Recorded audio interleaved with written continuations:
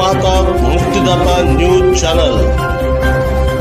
महाराष्ट्र शासनाच्या लाडक्या बहीण योजनेचा फॉर्म 5 वेळा बदलला।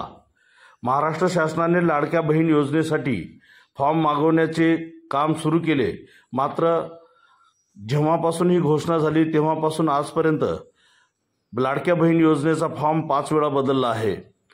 पूर्वी या फॉर्मला आदिवास आणि उत्पन्नाचे दाखले तसेच इतर दाखले लावण्याची सक्ती होती, परंतु त्यानंतर सुटसुटीतपणा आणण्यासाठी महाराष्ट्र शासनाने हा फॉर्म 5 वेळा बदलून महाराष्ट्र शासनाच्या बहिणींना संभ्रमात पाडले आहे।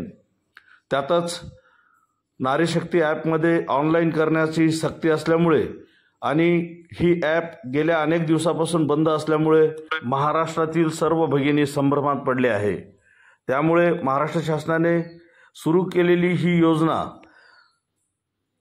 केवळ कागदोपत्री राहते की काय अशी भीती निर्माण झाली आहे।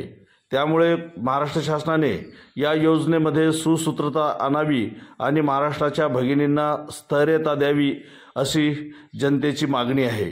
मुक्तिदाता न्यूजसाठी मी गौतम तुपसुंदरे आणि संदेश तुपसुंदरे।